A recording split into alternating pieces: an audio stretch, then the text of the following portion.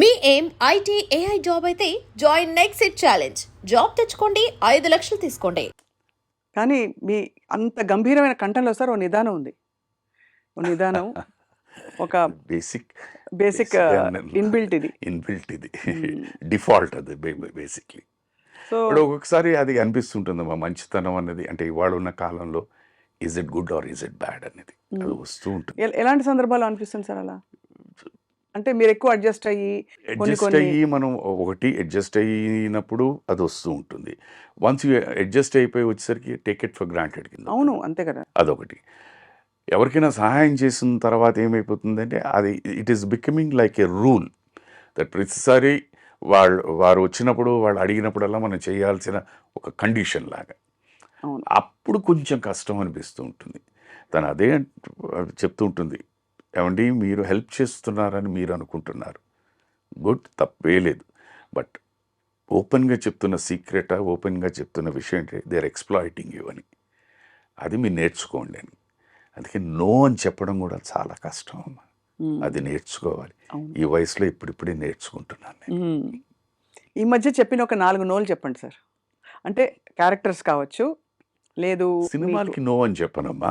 సినిమాలకి ఎందుకంటే నాకు అది తపన డెఫినెట్లీ. ఎందుకంటే నేను అందరికీ తెలిసిన ఒక 7.5 year ప్రైమ్ ఏజ్లో ఉన్నప్పుడు నాకు పని లేదు. కానీ అది చాలా అసలు అర్థం చేసుకోలేని విధంగా ఉంది. అది అసలు లేకుండా ఎలా ఉంటుంది సార్? అసలు లేకుండా అని కాదమ్మా, ఎలాగైపోయిందంటే 365 రోజులు. అవును, ఒక సూపర్ డూపర్ హిట్ ఫిల్మ్ పడిన తర్వాత మీరు జనరలైజ్డ్గా ఏముంటుంది, అట్లీస్ట్ 300 రోజులు మీరు పని చేస్తారు కదా, మినిమం అనుకోండి. 10 రోజులు 15 రోజులు పని చేసి మిగతా రోజులు ఖాళీ ఉంటే అది పని ఉన్నట్ట పని లేనట్ట? మీరు నాకు సమాధానం చెప్పండి. పని లేనట్టే sir. That's what exactly happened. And నిజానికి ఆ రోజుల్లో రెమ్యూనరేషన్స్ కూడా అంత ఎక్కువ కాదు, చాలా తక్కువ. ఇప్పుడైతే లక్షల్లో మాట్లాడుతున్నారు. మినిమం అసలు నిన్న మొన్న వచ్చిన వాళ్ళు రోజుకి 2 లక్షలు అలా 1 లక్ష అలా అడుగుతున్నారు. ఆ రోజుల్లో చాలా తక్కువ ఉండేవి కదా సార్. ఈవెన్ గాయకులకు కూడా మేము మొన్ననే అనుకున్నాం ఈ మాట. సో ఇప్పుడు మేము కొంచెం ఏమైనా అంటే, గురుగారు మీరు కూడా అలా అడిగితే ఎలాగండి అని వాళ్ళు ఏదో అంటుంటారు, ఏంటో అర్థం కాదు అదంతే. సరే, it's okay, it's a part of life. So అందుకే నేను ఇన్ టుడేస్ వరల్డ్ ఏంటంటే, నువ్వు ఒక కమోడిటీ, ఒక వస్తువు, ఆ వస్తువుని నువ్వే మార్కెట్ చేసుకోవాలి. ఎలా మార్కెట్ చేసుకోగలుగుతావు నీ చేతిలో ఉంది. నీ మాట తీరా నువ్వు ఎవరైనా పెట్టి మాట్లాడిస్తావా అన్నది, అది that is also big talent. అది కష్టం సార్. అంటే కొంత ఒక విధమైన వాతావరణానికి అలవాటు పడిపోతే అందులో కొంచెం అనకూడదు, కానీ ఇలాగా అంటే మార్కెట్ చేసుకునే వాళ్ళు సంస్కారం లేదా అని కాదు, కానీ ఒక విధమైన సంస్కారవంతమైన పెంపకంలో కొంచెం మధ్యతరగతి కుటుంబాల్లో మనకి ఎందుకంటే ఒక ఆత్మాభిమానం కూడా ఉంటుంది కదా సార్. 100% ఉంటుందమ్మా. అగైన్ అదేనమ్మా, ఇప్పుడు ప్రతి దీనికి లైక్ కాయిన్ హ్యాస్ 2 sides అన్నట్టు, మార్కెట్ చేసుకోవాలని అని అనుకుంటే అడగడం, పర్వాలేదు మనకు కావాల్సింది పని కదా, తప్పేముంది అని అడగడం. లేదంటే మీరు అన్నారు, వద్దు మన గురించి తెలుసు కదా.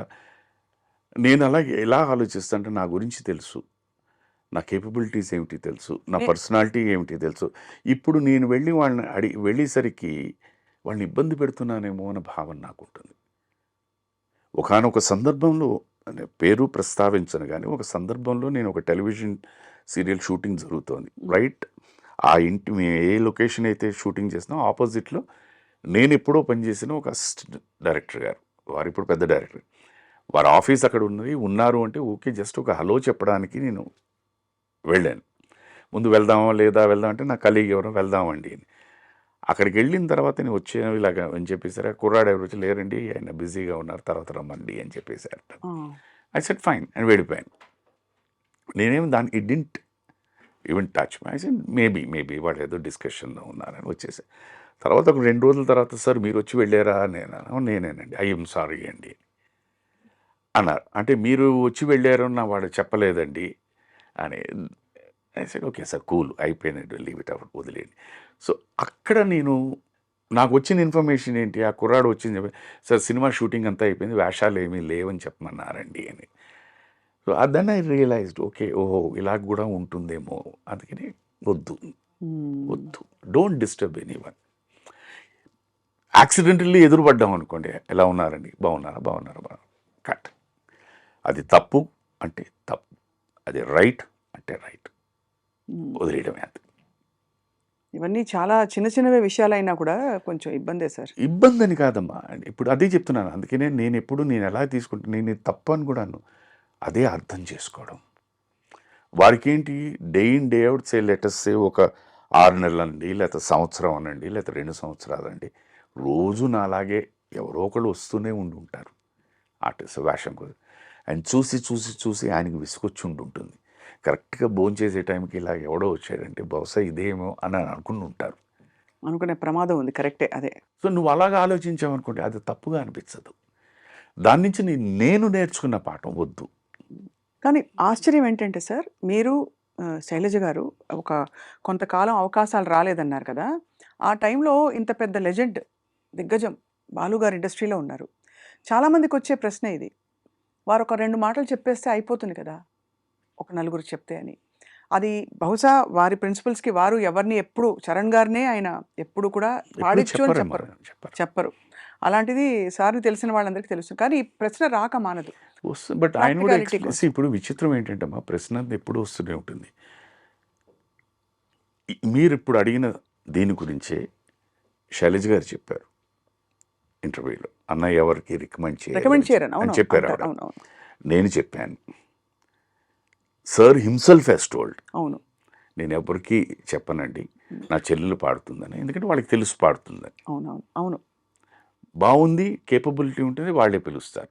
బట్ నేను అన్నగా వ్యక్తిగా ఏంటి, నా మ్యూజికల్ ట్రూప్స్, నా కాన్సర్ట్స్లో నా చెల్లెల్ని తీసుకెళ్తున్నాను. ఇంతకన్నా ఇంకా ఎక్స్ప్లెనేషన్ ఏం కావాలి చెప్పండి. అది కరెక్టే సార్. అది కరెక్ట్. అంటే ఇది ఎందుకు సార్ అంటే, ఏదో టాలెంట్ కోసం అని కాకుండా ఒక బేసిక్ ఒక కెరియర్, ఒక జీవిత సమస్య అయినప్పుడు దాన్ని మీరు ఎలా ఎదుర్కొని ఉంటారా? ఎన్ని ఆపర్చునిటీస్, ఎన్ని ఆప్షన్స్‌ని ఎక్స్‌ప్లోర్ చేసి ఉంటారా? 7.5 సంవత్సరాల పాటు అంటే చిన్న విషయం కాదు కదా సార్. ఎలా ఎదుర్కొన్నారు సార్ అప్పుడు మరి? దట్ ఈస్ నేను అగైన్ ఇక్కడ కూడా నేను పాజిటివ్గా ఎలా తీసుకుంటానంటే, ఇప్పుడు both of us cinema industry, నేను ఆ టైంకి రికగ్నైజ్డ్ యాక్టర్, తను కూడా రికగ్నైజ్డ్ సింగర్. ఇప్పుడు మా ఇద్దరు ప్రయాణం ఎలా తీసుకుందాం, ఆన్ వన్ సైడ్ తను బిజీ, నేను బిజీ, ఓకే, కలయిక or the spending of time చాలా తక్కువ ఉంటుంది. ఇవాళ మా ఇద్దరికి ఉన్న ఈ అవగాహన ఆ రోజు ఉండకపోయిందేమో. ఆ పని లేకపోవడం వల్లే ఇంత అండర్స్టాండింగ్ వచ్చిందేమో. మనిషికి ఎప్పుడు ఎవ్రీథింగ్ స్మూత్గా ఉన్నప్పుడు ఏ ప్రాబ్లం ఉండదు. కష్టాలు వచ్చినప్పుడే నిజ స్వరూపాలు బయటకు వస్తూ ఉంటాయి. అది గనక నువ్వు బ్యాలెన్స్ చేయగలిగితే లైఫ్ ఇస్ స్మూత్.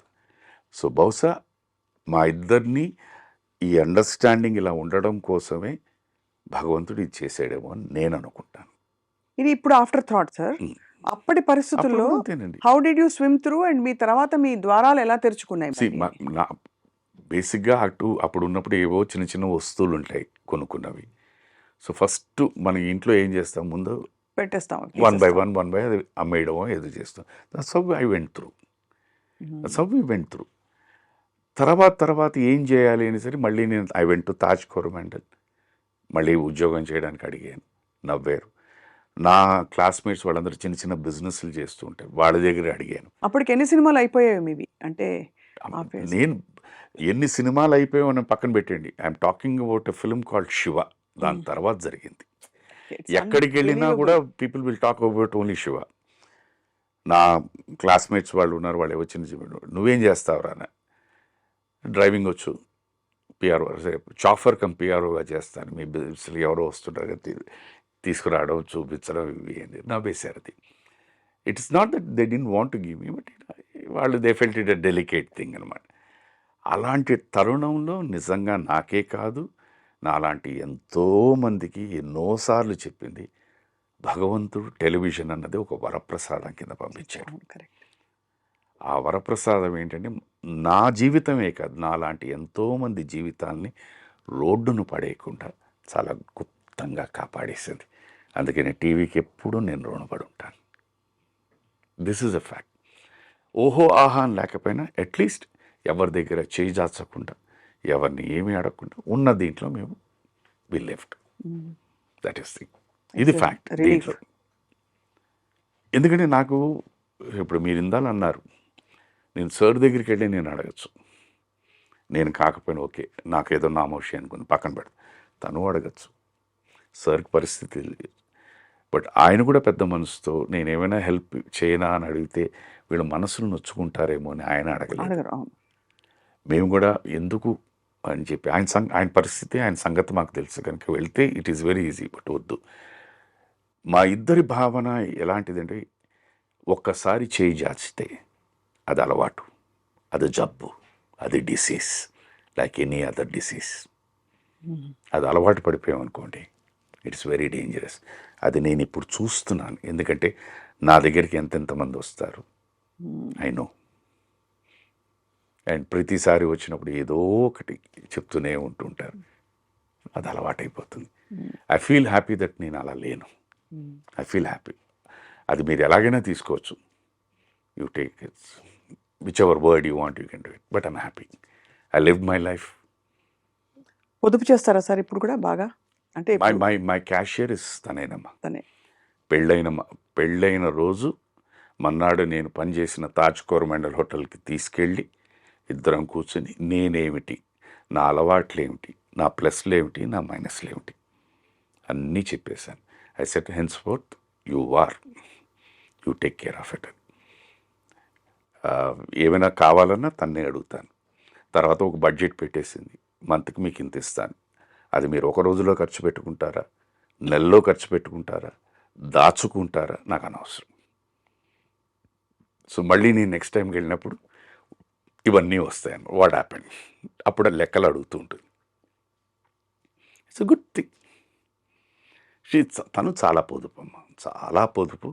చాలా right from the day one. మాకు when we were in a very bad state of అఫైర్స్లో కూడా ₹1 వచ్చిందంటే దాంట్లో ప్రతి ₹6 5 పైసలు బాబుకి, 5 పైసలు ఇంటి ఖర్చులకు, లేకపోతే 5 పైసలు అమ్మ నాన్నకి, వాళ్ళ అమ్మగారికి నాన్నగారికి, 5 పైసలు మా అమ్మగారి నాన్నగారికి, ఒక 5 పైసలు హెల్త్ గురించి, 5 పైసలు దానాలకి, ఇలా అన్నీ సెగ్రిగేట్ చేసి ఇంత మిగిలిందంటే ఈ నెల మనం దీంతోనే బతకాలండి. సో దాంట్లో ఏమైపోతుందంటే కోరికలు తగ్గిపోతూ ఉంటాయి, అవును, అంతే కదా సార్, అంతే. కట్ అయిపోతూ ఉంటాయి.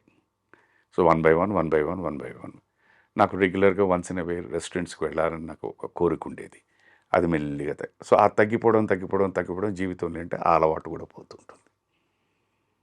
దిస్ ఇస్ హౌ తెలిసి తెలియకుండా అది అగైన్ సృష్టి అనండి, మైండ్ అనండి, అలవాట్లని ఇవన్నీ తగ్గిపోతూ ఉంటాయి. మోడరేషన్ వచ్చేస్తుంది ఆటోమేటిక్గా. ఆటోమేటిక్గా. So that is how you to. So ఈ నెల ఎందుకులే, వద్దులే, పర్వాలేదు, నెక్స్ట్ టైం చూద్దామని యూ కీప్ సేవింగ్. సో ఈ నెల సేవ్ చేసిన 5 పైసలు నెక్స్ట్ మంత్కి 5 పైసలు సేవ్ అవుతుంది. That's how she build up. Totally నా ఫైనాన్షియల్ మేనేజ్మెంట్ ఇవాళ మనస్ఫూర్తిగా చెప్తున్నాను, నిర్మోహమాటంగా చెప్తున్నాను, నేను సుఖంగా ఉన్నానంటే తనే 100%. శైలజ గారిని చూసిన వాళ్ళు చాలా తక్కువగా ఆవిడ మాట్లాడినా అందరికీ వచ్చే పదం చక్కని తల్లి అని. అంటే నేను అంత తనకి పేరు పెట్టేశాను, మదర్ తెరీసా అని. అవునా? పలు సందర్భాల్లో ఇక్కడ సార్ ఇంటికి వచ్చినప్పుడు కూడా వారు సార్ గురించి మీకు తెలుసు కదా, కొన్ని డైరెక్ట్గా చెప్పారు, ఇండైరెక్ట్గా చెప్పారు, నీ దగ్గర నుంచి నేను చాలా నేర్చుకోవాలమ్మా అనేసి ఆయన అనేవారు అనమాట. సార్ యాక్చువల్లీ అంటే మాకు చాలా కొద్దిగా తెలుసు వారి గురించి. వారు చాలా అంటే ఎనర్జెటిక్ అండ్ ఆల్సో ఇచ్చేస్తారు స్నేహితులకి. మంచి మనసు.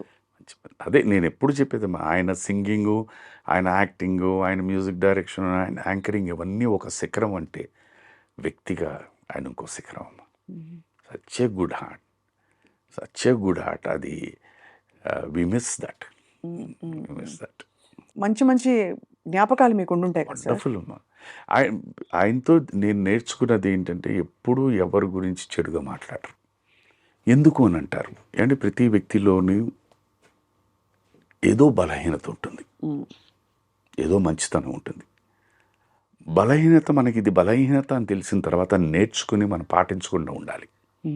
మంచితనం ఉంటే అది నేర్చుకుని పాటించాలి. అది చూద్దాం అంటారు ఆయన. అంతే, ఎవరైనా మాట్లాడకూడదు. మరి దాన్ని పరిష్కరించుకోవడం ఎలా? పరిష్కరించుకోవడం ఎందుకంటే ఇప్పుడు వాట్ ఈస్ ది పాయింట్? ఇప్పుడు సిస్టమ్నే తీసుకోండి, ఈ శరీర సిస్టమ్ తీసుకుంటే మీరు నెగిటివిటీ మాట్లాడుతూ ఉంటే తెలిసి తెలియకుండా మన మైండ్ కరప్ట్ అయిపోతుంది. ఒక ఇన్సిడెంట్ దగ్గర నుంచి ఇంకోటి ఎక్కడెక్కడికి వెళ్ళిపోతుంది. End of the day you're corrupted. ఈ చిప్ కరప్ట్ అయిపోతుంది. అసలు దానికి ఎక్కించకుండా, వైరస్ ఎక్కించకుండా ఉండండి. ఆయన ఈ మాట అన్నారని అంతే. ఏమో నేను ఎప్పుడైనా అలా ప్రవర్తిస్తే ఆ మాట అన్నారేమో, అలాగనే ప్రవర్తించానంటే ఐ కరెక్ట్ మై సెల్ఫ్. లేదే వదిలి ఎందుకన్నారో, ఆయన మూడు ఏదో ఉందో అలా అలా that is how use to కట్టి. పాప ఆయన మీద ఎంత పెద్ద అభాండం వచ్చింది. రైల్వే స్టేషన్లో మనుషులను పెట్టి ఎవరైనా సింగర్ అంటే వచ్చి కట్టేసి మళ్ళీ లోపలికి పంపించేస్తున్నారు అని చెప్పేసి కూడా వచ్చింది. అది ఎంత దారుణం సార్. ఈజ్ ఇట్ ఫీజిబుల్ అమ్మా? ఇవన్నీ ఏంటంటే నిజంగా చెప్తాను, అసూయతో వచ్చేవి. 100% నేను చెప్పేది ఈ మాటలు వచ్చేవి ఏంటంటే ప్రతి ఒక్కడు అనుకుంటాను. నేను అందుకే నేను చెప్పాను కదా, ప్రతి ఒక్కడు మేధావే ఇండస్ట్రీలో. ప్రతి ఒక్కడు నా అంత గొప్ప వ్యక్తి లేడు అనుకో, తప్పే లేదు. బట్ ఇంకో వ్యక్తికి అవకాశం వచ్చి నాకు రాకపోయేసరికి ఏంటట అతను అనేది ఈజ్ ప్రూవ్డ్. అవును, you do it. If you're able to do it, automatically వస్తుంది. అది చేయం మనం.